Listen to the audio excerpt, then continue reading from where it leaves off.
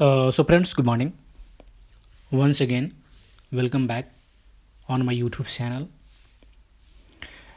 मेरे फ्रेंड्स, जैसा कि आप सबको पता है, यस्टरडे हमने टॉपिक कंप्लीट किया था जॉब असेसमेंट, और आज का ये सेकेंड वीडियो है. सेकेंड वीडियो में हम लोग आज कवर करने जा रहे हैं कॉम्पिटेंसी मैपिंग होता क्या है. तो इसमें हम लोग देखेंगे कॉम्पिटेंसी मैपिंग में what is competency mapping, what is the meaning of competency mapping and a process of competency mapping. ये सब टॉपिक हम आज कवर करेंगे. वीडियो में बने रहिएगा पूरे एंड तक, और आप अपना प्यार ज़रूर दिखाइएगा सब्सक्राइब करके, और बेल आइकन दबा दीजिएगा. ठीक है, आइए शुरुआत करते हैं. कॉम्पिटेंसी मैपिंग होता क्या है. सबसे पहले हम लोग समझेंगे कॉम्पिटेंसी होता क्या है ना. कॉम्पिटेंसी का मतलब क्या होता है. देखिए, ये ना एक आपकी क्षमता कहते हैं, एक क्षमता होता है जो आपके काम को किसी करने के लिए है ना, आपके पास सक्सेसफुली किसी काम को करने के लिए एबिलिटी होता है ना, उसी को हम कहते हैं कॉम्पिटेंसी. एक वर्ड में बोला जाए तो बोलते हैं competency is your ability to do something successfully and efficiently, है ना. Competency is your ability to do something successfully and efficiently. ये क्या है, कॉम्पिटेंसी है ना.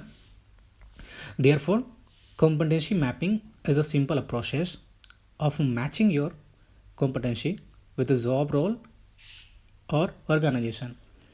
देखिए, कॉम्पिटेंसी मैपिंग क्या है. एक सिंपल सा एक प्रोसेस है ना. मैचिंग योर कॉम्पिटेंसी, आपका जो कॉम्पिटेंसी उसको मैच करने के लिए किसके आपके जॉब रोल को लेकर के, ऑर्गेनाइजेशन को लेकर के मैच करने का एक सिंपल सा प्रोसेस है कॉम्पिटेंसी मैपिंग, है ना. Furthermore it is also about matching peoples to the job role and hence even used in a selection, right. और ये इसका ये जो यूज़ होता है सिलेक्शन में होता है ना, लोग का जॉब रोल को मैच करने के लिए, है ना. इसलिए लिखा हुआ है furthermore it is also about matching peoples to the job role and hence use even in a selection, right. उम्मीद है क्लियर हो रहा होगा, है ना. अब देखते हैं यहाँ पे what is the meaning of competency mapping. what is the meaning of competency mapping? चलिए देखते हैं. कहता है यहाँ पे the job role of HR professional to locate right job to the right person based on his skill. बिल्कुल, as a HR professional आपको सही पर्सन को सही जगह प्लेस करना आपकी ड्यूटीज एंड रिस्पॉन्सिबिलिटी है. आपको उसको सही जगह पे सही स्किल के अकॉर्डिंग उसको एलोकेट करना, यही एक HR का प्रोफेशनलिज्म होता है ना. आप उसको राइट टाइम पे राइट जॉब राइट पर्सन उसको देते हैं, है ना. ये यहाँ पे कह रहा है ना. उसको मेजरमेंट करके आप उसको देते हैं. Second, this matching of a job and peoples enhance of the performance and this can be achieved through competency mapping. ये जो क्या बोलते हैं matching of a job peoples होता है, उसको परफॉर्मेंस के मेजर करने में कौन हमें मदद करेगा, वो करेगा हमारा कॉम्पिटेंसी मैपिंग करेगा, है ना, राइट. अगला पॉइंट कहता है competency mapping is the process of, देखिएगा यहाँ पे, mapping is the process of identifying the specific skill, knowledge, ability and behaviors required to operate efficiently in a specific job or organization. एक बार फिर से देखेंगे. ये बोल रहा है competency mapping is a process. किस लिए प्रोसेस है ये? आइडेंटिफाई करता है स्पेसिफिक स्किल को, नॉलेज को, एबिलिटी को और behaviour required to operate efficiently in a specific job और ऑर्गेनाइजेशन, है ना. ये क्या करने के लिए रिक्वायर्ड है, ऑपरेट करने के लिए, किसी टास्क को, किसी जॉब को, किसी ऑर्गेनाइजेशन को चलाने के लिए, ऑपरेट करने के लिए उसका क्या बोलते हैं स्पेसिफिक स्किल क्या है, नॉलेज क्या है, एबिलिटी क्या है, उसको मेजरमेंट करने का काम करता है ना. अगला पॉइंट देखते हैं. Competency map are often also refers to as competency profile, a skill profile, right friends. इसका मतलब क्या है कि कॉम्पिटेंसी मैपिंग को हम कॉम्पिटेंसी प्रोफाइल भी कहते हैं और स्किल प्रोफाइल भी कहते हैं। उम्मीद करता हूँ आपको क्लियर होगा। चलिए आगे स्लाइड की ओर चलते हैं। उससे पहले मैं इसे अरेंज कर दूं। चलिए यहाँ शुरुआत करेंगे कॉम्पिटेंसी मैपिंग प्रोसेस, है ना, कॉम्पिटेंसी मैपिंग प्रोसेस। तो कॉम्पिटेंसी मैपिंग प्रोसेस में आपका जो पहला होगा स्टेप फर्स्ट हम जो लेंगे वो है classification of competency, right. Second step जो मेरा होगा वो डिटेलिंग ऑफ कॉम्पिटेंसी। वहीं तीसरी जो स्टेप होगी identify the behavioural indicator. And चौथा हमारा होगा identify the proficiency level.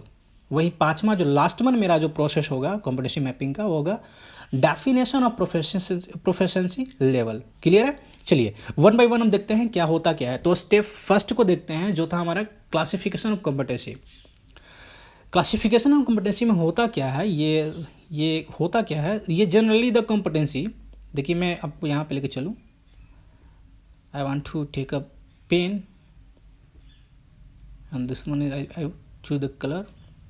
Okay, ये होता क्या है, generally the competency are classified into two categories. One category is functional and second is behavioural. Second is behavioural, right, behavioural. ये जो competency classified होता है, ये आपका क्लासिफिकेशन कॉम्पिटेंसी में वो दो तरह से होता है। एक आपका होता है फंक्शनल और दूसरा होता है बिहेवियरल, ठीक है, फंक्शनल और बिहेवियरल, ठीक है। However competency can be classified into two categories depending on the overall objective of developing a competency framework through the process of competency mapping, ठीक है।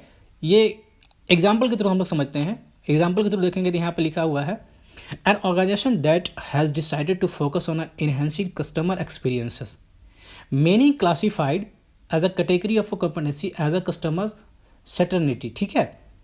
अभी मुझे किस कस्टमर का वो बिहेवियरल को क्लासिफाइड करना है ना, उसमें उसका बिहेवियरल क्या होना चाहिए, उसका क्या बोलते हैं, उसका क्लासिक कैटेगरी जो कस्टमर की कैटेगरीज होगी कॉम्पिटेंसी का, उसको हम बोलते हैं कस्टमर सेंट्रिसिटी बोलते हैं, उसको कस्टमर सेंट्रिसिटी बोलते हैं, है ना। तो ये मेजर ये क्या करेगा, टू टाइप से, इसका बिहेवियरल और इसका फंक्शनल हमें क्या करना पड़ेगा, क्लासीफाई करना पड़ेगा, है ना, इनहेंस करना पड़ेगा इसको। वहीं दूसरी ओर देखा जाए तो यहाँ पे बोलता है डिटेलिंग ऑफ कॉम्पिटेंसी। दूसरा जो हमारा स्टेप्स है detailing of competency, it is a very important data competency is well defined, है ना। This is help providing a clear picture of that exact is the detail about the set of profile, set of a skill and ability required to do the job.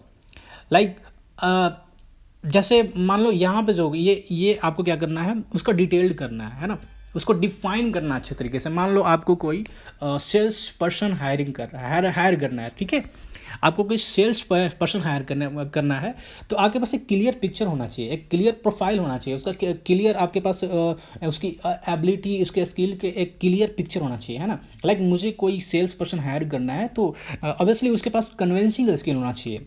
अगर वो किसी को convince कर पाता है, उस कन्विंस करने में एबल है ना, then I will hire them, क्योंकि मुझे कन्वेंसिंग पावर ही चाहिए। सेल्स पर्सन के पास को क्या बोलते हैं, कन्वेंसिंग पावर मस्ट होनी चाहिए, है ना। चलिए वही इसका थोड़ा सा यहाँ पर देख लीजिए, वही चीज़ें बोला गया है फंक्शनल कॉम्पिटेंसी और डेफिनेशन, है ना। ये फंक्शनल कॉम्पिटेंसी क्या है, drive for the share result. इसके लिए क्या चाहिए, इसका डेफिनेशन बोलता है the ability to achieve result by focusing on the formulated sales objective. Clear है, सेम जो मैंने बोला वही है। वही अग्री चले यहाँ पे आइडेंटिफिकेशन बिहेवियरल इंडिकेटर में क्या बोलता है, the key elements of any competency mapping process are developing a competency set of behavior that define the competency. Let's follow some examples. Well, that looks a detailed listing of a behavioral indicator for a competency. Drive for sales result and provide a clear-cut understanding to the individual managers and his or her HR team about the constitute drive for a sales. ये functional competency है, यहाँ पे definition है, यहाँ पे behavioural descriptors है, क्या क्या चाहिए, है ना। चलिए यहाँ पे सेम एग्जांपल फॉलो कर रहे हैं जो मैंने शुरू में बताया था सेल्स पर्सन के लिए, वही drive for the sale result, the ability the achieving to by the focusing the formulating sale and objective, है ना। यहाँ देखा जाए तो इसके पास क्या होना चाहिए, एम्बिशियस होना चाहिए, इसके पास क्लियर कट में इसके पास पर्सनल अचीविंग पावर होनी चाहिए है ना, पर्सनल ऑब्जेक्टिव अचीविंग पावर होना चाहिए, कैन आइडेंटिफाइड कंक्रीट अंडरस्टैंडिंग होनी चाहिए, ठीक है, पर्सनल रिस्पॉन्सिबिलिटी है ना, पर्सनल रिस्पॉन्सिबिलिटी और पर्सनल गोल अचीवमेंट में इंटरेस्टेड होना चाहिए, क्या बोलते हैं, monitors the progress of on sales result है ना, thinking out of the box and to achieve sales goal help some managers to sell into key outlet. ये हमारा ये बिहेवियरल इंडिकेटर है ना, सेल्स पर्सन जो आपको होना चाहिए, उसके पास जो होना चाहिए वो एम्बिशियस होना चाहिए, उसके पास से क्या बोलते हैं पर्सनल गोल अचीविंग पावर होनी चाहिए, पर्सनल ये क्या बोलते हैं गोल टारगेटेड होनी चाहिए, मॉनिटरिंग उसके पास सेल्स मॉनिटरिंग होनी चाहिए है ना, स्किल होनी चाहिए है ना, ये सब चीज़ें उनके पास होनी चाहिए है ना। चौथा देखते हैं, चौथा हमारा जो प्रोसेस है वो है आइडेंटिफाइंग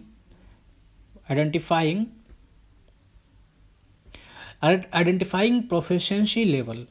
इसमें जो क्या बोलता है, not every person in a department will be at the same level of proficiency, therefore it is a critical level are defined है ना।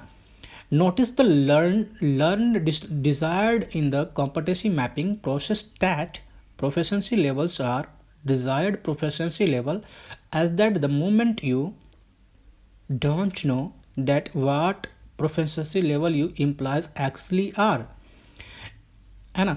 देखिए हर एक डिपार्टमेंट में प्रोफिशिएंसी मेजर करने के लिए, आइडेंटिफाई करने के लिए, ऐसा कोई ज़रूरी नहीं कि हर एक डिपार्टमेंट में हर एक पर्सन प्रोफिशिएंसी लेवल उसको मेजर कर ही सकता है ना। ऐसा ज़रूरी नहीं है कि सब में होगा, एक दो होते हैं जो प्रोफिशिएंसी लेवल को मेजर कर सकते हैं ना, क्योंकि ये इतना आसान नहीं है कॉम्पिटेंसी मैपिंग को मेजर करना।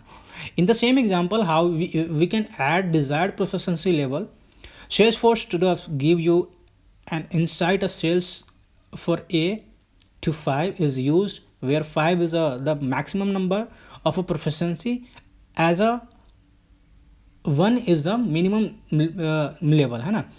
लाइक आप रेटिंग किसी चीज़ को काम करते हैं तो उसमें रेटिंग लगा देते हैं ना, कोई सेल्स पर्सन है तो उस पर क्या करना है, रेटिंग लगाना है आपका, सिंपल भाषा में अपनी भाषा में उसमें प्रोफिशिएंसी लेवल लगा देते हैं ना। सबसे बढ़िया मास्टरेट है, वो बहुत अच्छा काम कर रहा है, ये सेल्स काफ़ी अच्छा रहा है, रिजल्ट काफ़ी बढ़िया दे रहा है, तो उसको ना हम रैंकिंग 5 देंगे है ना, लेवल क्या देंगे उसको, 5वां लेवल दे देंगे है ना। जो मिनिमम ला रहा है उसको हम क्या देंगे, 2 कि 1 दे देंगे, ठीक है ना। यही चीज़ यहाँ कहा गया है, 5 is used where 5 is the maximum level of proficiency और 1 is the minimum level of proficiency है ना। क्लियर है। चलिए अब इसको डिफाइन करते हैं, ये जो प्रोफिशिएंसी लेवल पढ़े हैं, लास्ट में हमारा जो प्रोसेस है इसको डिफिनेशन ऑफ प्रोफिशिएंसी लेवल कहते हैं। जैसे मैंने बोला कि सबसे बढ़िया सेल दे रहा है उसको 5 लेवल 5 दे दो, कम सेल्स दे रहा है उसको 1 दे दो है ना, उसी को देखेंगे।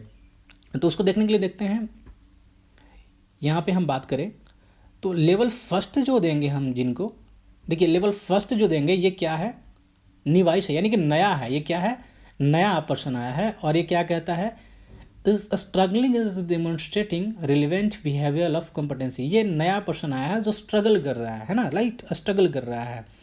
वहीं लेवल सेकंड किसको देंगे, जो लर्नर होगा है ना, लर्नर कौन होगा, knows and understand however many commit mistake in applying something. वो गलती करता है लेकिन कुछ करने के लिए उसमें कैपेबिलिटी है, वो जानता है कि मैं गलती कर रहा हूँ लेकिन सीखने की उसमें कैपेसिटी है, वो सीखना चाहता है, वो कौन है, लर्नर है, उसको लेवल 2 दिया गया है। वही लेवल थर्ड देंगे तो वो क्या है, प्रैक्टिशनर है ना। लेवल थर्ड किसको बोलते हैं, लेवल थर्ड वाले को बोलते हैं प्रैक्टिशनर। इसको बोलेंगे हम knows and understand and applies and a fair degree and consistency है ना। ये क्या है, प्रैक्टिशनर है, ये जानता है कैसे करना है और उसको अप्लाई कर रहा है ना, जो आपने उसको सिखाया उसको क्या करना है, अप्लाई कर रहा है ना। ये कौन है, ये एक्सपर्ट है। लेवल 4 वाला क्या है, ये एक्सपर्ट है, और ये इसका क्या है, इसका meaning know and understand the applies and how innovate with the fair degree of consciousness. ये क्या करता है, अप्लाई भी कर रहा है, कुछ इनोवेटिव आइडिया भी ला रहा है, उस आइडिया के तहत वो अपना काम कर रहा है ना। और लास्ट मंथ ये मैक्सिमम लेवल जो था आपका 5 था, उसको हम बोलेंगे मास्टर है ना। लेवल 5 को हम बोलेंगे मास्टर। और मास्टर क्या है, ये जॉब रोल है ना। ये रोल मॉडल ऑफ माफ़ कीजिएगा, role model of competency often quitter when the lodging in the understanding can be coach other. ये उन सभी शेयर्स जो ये प्रोफेशनल लेवल है, ऊपर से मिनिमम वाला था, ये सब के लिए क्या है, ये रोल मॉडल है ना। ये क्या है, उनके लिए रोल मॉडल है, उनके लिए काम करता है और इनसे वो सीखना चाहते हैं, इनसे वो इंस्पायर्ड है ना, इनसे इंस्पायर्ड हैं और ये कुछ इनसे सीखना चाहते हैं। तो आज का टॉपिक रहा हमारा कॉम्पिटेंसी मैपिंग।